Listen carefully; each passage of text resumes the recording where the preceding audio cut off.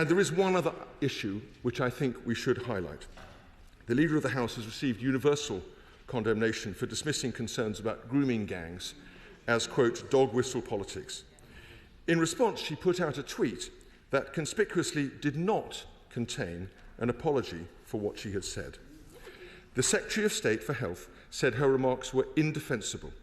But the truth is that she's talked in the same way about grooming gangs from the dispatch box when she accused people of jumping on bandwagons on January the 9th of this year in Business Questions. I hope we can agree now that this is an extremely serious national issue and that no one, whether or not they hold public office, should be deflecting or denying its seriousness. And I hope that in her response now, the Leader of the House will put aside party politics, avoid criticising others, and speak from the heart. So I ask her, has she now watched the Channel 4 documentary? And if so, how does she feel about it? Does she agree that the dismissal of these entirely valid concerns has been one of the factors behind what even today remains a huge, continuing national scandal?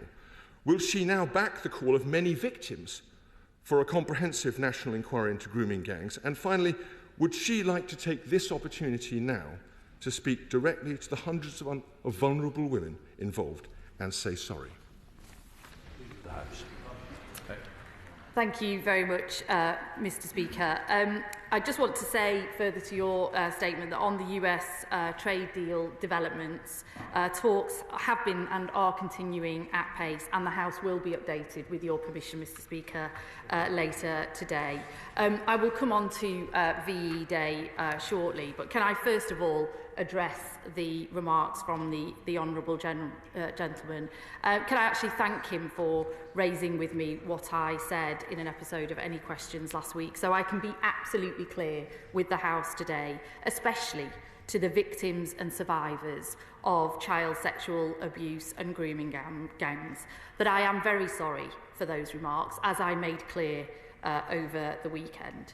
I and every member of this government want your truth to be heard, wherever that truth leads.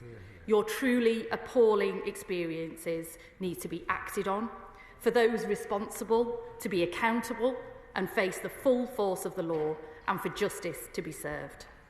I would never want, Mr. Speaker, to leave the impression that these very serious, profound and far-reaching issues, which I have campaigned on for many years, should be shied away from and not aired. Far from it. No stone will be left unturned. And what the victims want, first and foremost, is for action to be taken and for the many, many recommendations from the previous inquiries to be implemented in full, including mandatory reporting of child sexual abuse, something I have called for nearly a decade. Shockingly, these recommendations remained sitting on the shelf until we came into government last year. Baroness Louise Casey, who conducted the no-hold-bars inquiry into Rotherham, is carrying out an audit on the scale, nature and characteristics of grooming gangs. She will be reporting soon. And this will include the questions of ethnicity as well. Every police force in England and Wales has been asked to look again at historic grooming gangs cases, and they will be reopened where it is appropriate to get perpetrators behind bars. So I hope the House is left in no doubt, Mr. Speaker, of my commitment to these issues and my apology to those victims for any distress I have caused them. I have to say, Mr. Speaker, I was surprised to hear the Shadow Leader somehow, I think, trying to claim some success in the local elections for his party. I'm not quite sure that's what the benches opposite are feeling. But let me just address this issue of our needs to move to a clean energy superpower. I'm afraid that yet again at the dispatch box, he and his party are showing serious misunderstanding of the economics and reality of the transition to net zero. We face the worst cost of living crisis in generations because his party left this country exposed to international fossil fuel markets as a direct result of their failure to invest in clean energy.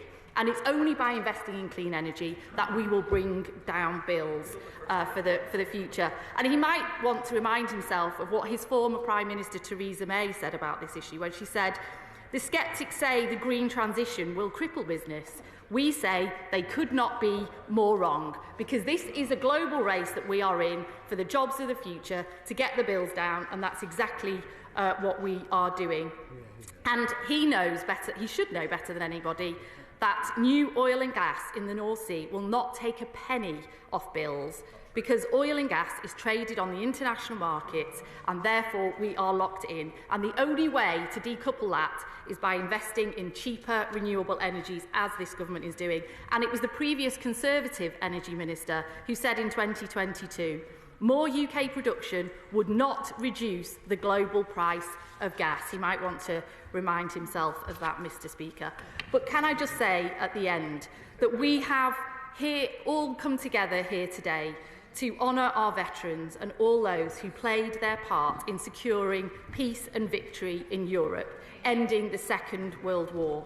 Today, we mark the 80th anniversary of Victory in Europe Day. We will shortly recreate the procession members took from here to a service of thanksgiving on May the 8th, 1945. In addressing the House then, Winston Churchill said, and I quote, "I convey my deep gratitude to this House of Commons, which has proved itself the strongest foundation for waging war that has ever been seen in the whole of our long history. We have all of us made our mistakes, but the strength of the parliamentary institution has been showed to enable it at the same moment to preserve all the title deeds of democracy while waging war in the most stern and protracted form." As we represent our parliamentary democracy today, these words ring as true as they did then. Mr. Speaker, we will never forget the sacrifice, the bravery, the spirit, and the millions of lives lost in defeating fascism.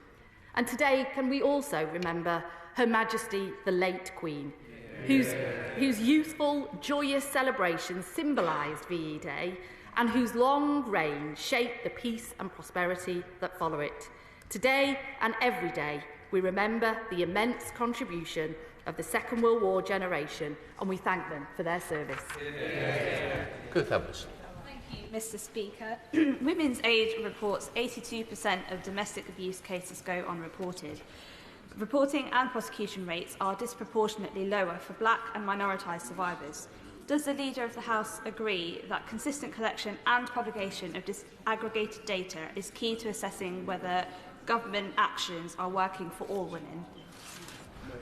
Leader. Well, absolutely. Can I thank her for raising that? As she knows, tackling violence against women and girls is a national emergency, and it is one of the key missions of this government. And I absolutely agree with her that this data needs to be brought to light and disaggregated. Rigo. Thank you, Mr. Speaker. I'd also like to mark the 80th anniversary of VE Day by commemorating the sacrifices not just by those who fought and fell in the Second World War, but also those who continue to serve our country in our armed forces, and all those who support them, including their families, who often spend long periods of time away from their loved ones. Mr. Speaker, last week's local elections were the first time in history that the Liberal Democrats beat both the Conservatives and Labour at the same local elections. And we are proud of the trust voters placed in us, meaning that our party now controls more councils than the Conservatives. But last week also saw some of the most widely divided results our country has ever seen. In the West of England mayoral election, the winner, from the Labour Party, took the seat with just 25% of the vote. Put another way, 3 out of every 4 voters put their cross in somebody else's box. But the lowest winning vote share was in Cornwall, where the winner in one race, a Liberal Democrat, was elected with just 18.9% of the vote. Just 7.5 percentage points separated the top 6 candidates. Mr. Speaker, it's clear that we are witnessing the end of the traditional two-party system. And like it or not, our antiquated first-past-the-post system simply isn't designed to cope with a multi-party system, at least not if you believe in fairness, as I hope the party opposite does. So will the leader now grant time for the bill put forward in the name of my honourable friend, the member for Richmond Park, to be debated in full? And will she encourage all of her colleagues in government finally to support the proposed move to proportional representation? Yeah.